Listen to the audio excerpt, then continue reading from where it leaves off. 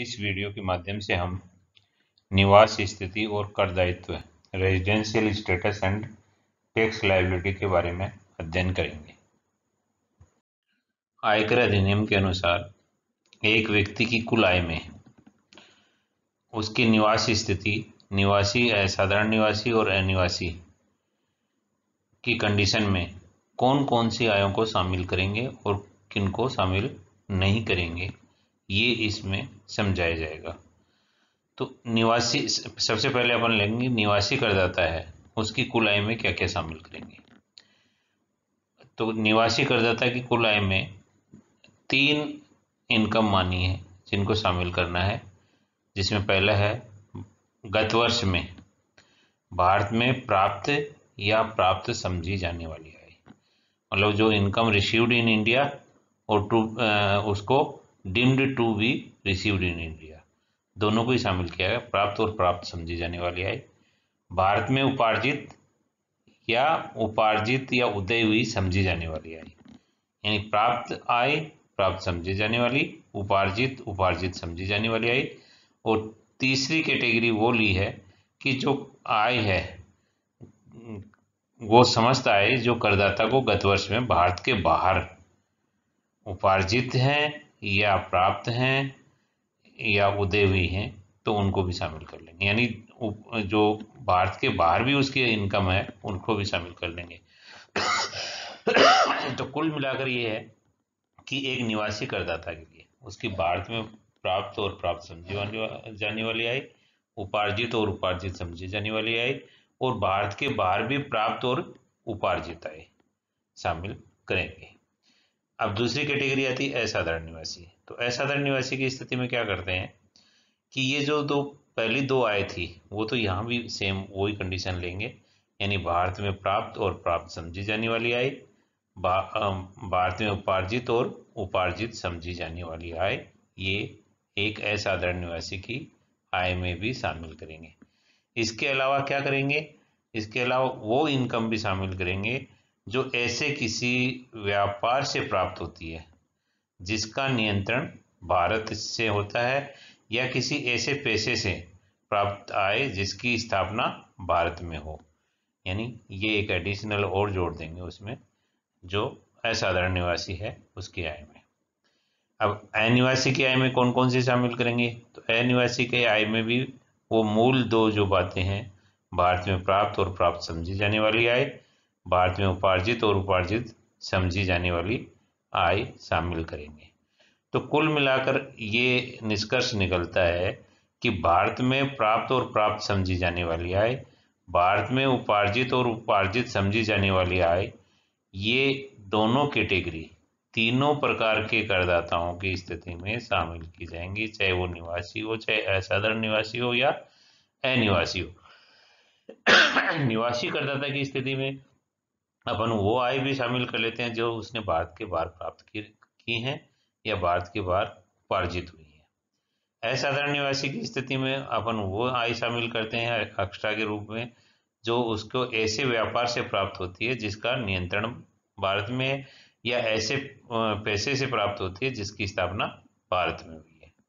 और अनिवासी के संबंध में एक संशोधन और किया गया है अभी लेटेस्ट जो है, तो उसके अनुसार यदि किसी अनिवासी व्यक्ति को, अनिवासी कोई भारतीय है या कोई विदेशी कंपनी है जिसको भारत में निवासी और असाधारण निवासी ने कोई उपहार दिया है, कब 5 जुलाई 2019 के पश्चात, तो यह प्राप्त करने वाला अनिवासी व्यक्ति या अनिवासी भारतीय अथवा विदेशी कंपनी की आय माना जाएगा, यानी कि ये एकदम से इसी वर्ष से लागू हुआ है। अब एक बात और महत्वपूर्ण है जो स्पष्टीकरण के रूप में दी हुई है, वो ये है कि यदि किसी करदाता को भारत से बाहर कोई आय प्राप्त हुई है, उपार्जित की गई है, और उसको गत वर्ष में लाया गया ला रहा है वो भारत में, यानी पहले उपार्जित की है, पुरानी आय है, गत वर्ष से पूर्व की है, किंतु उसको भारत में लाने का काम कब कर रहा है, गत वर्ष के दौरान कर रहा है। तो ऐसी आय उसकी कर योग्य आय में शामिल नहीं की जाएगी, या चाहे वो निवासी हो, चाहे असाधारण निवासी हो, चाहे अनिवासी। तो स्पष्टीकरण के रूप में जो दिया गया वो ऐसी आय है जिसको करदाता ने गत वर्ष से पहले कमाया है या प्राप्त किया है, किंतु भारत में कब लाया है, वो गत वर्ष में। तो ऐसी स्थिति में उसको किसी भी प्रकार के करदाता की आय में शामिल नहीं करेंगे। अब करदाता की आय में शामिल की जाने वाली जो अपन ने ली थी आय, जैसे भारत में प्राप्त हुई समझी जाने वाली आय, भारत में उपार्जित और भारत में उपार्जित हुई समझी जाने वाली आय। तो इनका मतलब क्या है, किस पर कौन सी आय है, इनसे क्या अर्थ निकलता है, ये अपन इस समझने की कोशिश करेंगे।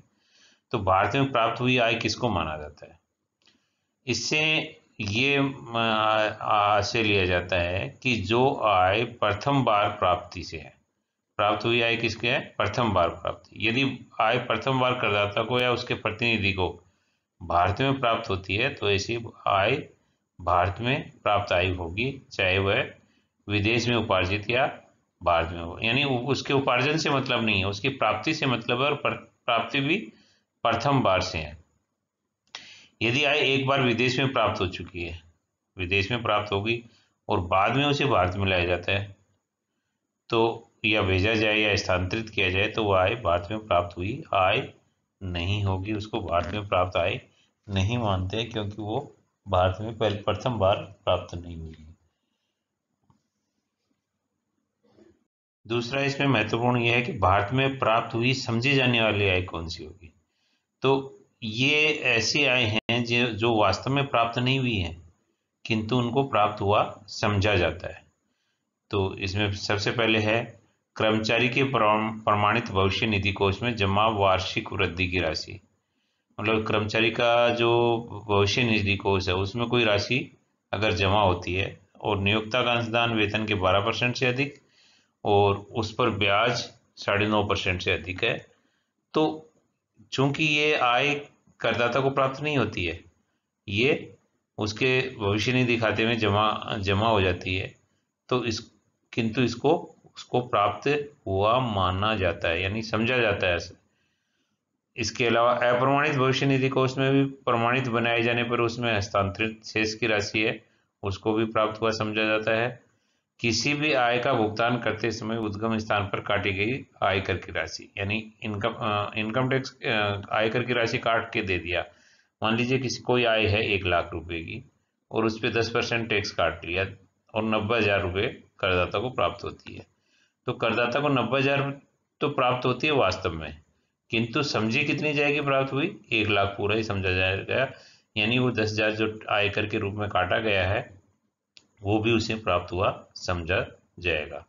इसी प्रकार धारा 41 से 59 के तहत माने गए जो लाभ हैं वो भी उसे प्राप्त हुए समझे जाते हैं। अस्पष्ट विनियोग या छिपी हुई कोई आय है तो वो भी प्राप्त हुई आय माना जाता है। अब तीसरी पॉइंट है इसमें, भारत में उपार्जित या उदय हुई आय, यानी भारत में अर्जन किसका होता है, कौन सी आय है। तो उपार्जित या अर्जित दोनों शब्दों का अर्थ एक ही है, लेकिन इसका अर्थ प्राप्ति से भिन्न है, मतलब रिसीव्ड से भिन्न है। इसका आशय यह है कि करदाता ने किसी आय को कमा लिया है, भारत में कमा लिया है, तो ऐसी आय को भारत में उपार्जित मानेंगे, यानी उस आय को प्राप्त करने का अधिकार उसको मिल गया है, अर्जन कर लिया। एक मान लीजिए एक कर्मचारी है, वो 1 महीने तक नौकरी करता है, अपनी सेवाएं देता है, तो 1 महीने जब सेवाएं पूरी दे देता है तो उस आय को, वो जो उसका वेतन है उसको, उसका उपार्जन या उदय हो गया है, चाहे वो वेतन उसको बाद में मिला हो या नहीं, उससे कोई फर्क नहीं पड़ेगा, वो उपार्जित माना जाता है। और दूसरा इसमें लेंगे भारत में उपार्जित हुई या उदय हुई समझी जाने वाली आय, यानी अभी तो अपन ने समझा था कि उपार्जित होगी, और उस उपार्जित हुई समझी जाने वाली आय कौन सी होगी। तो इसके संबंध में ये है कि कानून द्वारा उपार्जित हुई आय मानी जाती है किसको? भारत में उपार्जित या उदय हुई समझी जाने वाली आय से तात्पर्य ऐसी आय से है जिसको नियमानुसार अथवा कानून द्वारा उपार्जित हुई मानी जाती है, लेकिन वास्तव में वह उपार्जित नहीं हुई है। उपार्जित नहीं हुई है पर कानून मानता है। तो इसमें कौन कौन सी हैं? इसमें पहली आय ऐसी दी है कि भारत में व्यापारिक संबंध से होने वाली आय। भारत में व्यापारिक संबंध से होने वाली आय के संबंध में वित्त अधिनियम 2003 में की धारा 9 में 2 स्पष्टीकरण जोड़े गए हैं, जिनके अनुसार व्यापारिक संबंध को परिभाषित करते हुए इसमें अनिवासी करदाता के प्रतिनिधि द्वारा किए गए निम्न कार्यों को व्यापारिक संबंध से होने वाली आय माना जाता है, जिसमें पहला कार्य है अनिवासी करदाता का प्रतिनिधि यदि भारत में व्यवसाय संबंधी विभिन्न अनुबंध करके व्यापारिक कार्य करता है तो इसे भारत में व्यापारिक संबंध से होने वाली आय माना जाएगा। इसका भी एक अपवाद है, यदि अनिवासी करदाता का प्रतिनिधि केवल भारत से माल या अन्य वाणिज्यिक वस्तुओं के क्रय करने हेतु अधिकृत हो तो ऐसे अनुबंध से हुई आय को व्यापारिक संबंध से होने वाली आय नहीं माना जाएगा। इसके अलावा यदि अनिवासी करदाता का प्रतिनिधि माल अथवा अन्य क्रय करके स्टॉक करने के अधिकृत न हो, मतलब माल खरीद के उसको स्टॉक के रूप में नहीं रख सकता हो, तो सामान्यतः माल को क्रय करके स्टॉक रखता है और समय समय पर अनिवासी करदाता के अनुसार माल का प्रेषण करता है, तो ऐसे कार्य से हुई आय व्यापारिक संबंधों से आय मानी जाएगी। और तीसरा है यदि एक प्रतिनिधि एक या अधिक अनिवासी व्यक्तियों के नियंत्रण और निर्देशानुसार भारत में विक्रय हेतु आदेश प्राप्त करता है तो ऐसे आदेशों से प्राप्त आय भारत में व्यापारिक संबंधों से आय मानी जाएगी। यदि किसी अनिवासी द्वारा कोई व्यापार उपयुक्त वर्णित अ, ब और स के अनुसार चलाया जाता है तो केवल उन व्यापारिक लेन देनों से आय भारत में उपार्जित आय मानी जाएगी जो इन परिशिष्टों में वर्णित प्रकार से अर्जित हुई है। सामान्य दलाल या स्वतंत्र अभिकर्ताओं की सहायता से व्यापारिक कार्य करने पर भारत में व्यापारिक संबंधों से होने वाली आय नहीं मानी जाएगी। यदि कोई अनिवासी सामान्य रूप से किसी दलाल या स्वतंत्र अभिकर्ता की सहायता से व्यापारिक लेन देन करता है तो इस प्रकार के व्यापारिक लेन देन से हुई आय भारत में व्यापारिक संबंधों से आय नहीं मानी जाएगी। यदि कोई दलाल या विक्रय अभिकर्ता पूर्ण रूप से या मुख्य रूप से किसी एक अनिवासी के लिए व्यापारिक लेन देन करता है अथवा अनेक अनिवासियों के लिए व्यापारिक लेन देन करता है जो सभी किसी एक अनिवासी द्वारा सामान्य रूप से नियंत्रित है, तो उस दशा में ऐसे दलाल या विक्रय अभिकर्ता को स्वतंत्र रूप से काम करने वाला व्यक्ति नहीं माना जाएगा और ऐसे दलाल या विक्रय अभिकर्ता द्वारा किए गए व्यापारिक लेन देनों से आय भारत में व्यापारिक संबंधों से आय मानी जाएगी। एक अनिवासी करदाता की कुछ आय ऐसी हैं जिसको भारत में उपार्जित नहीं माना जाता।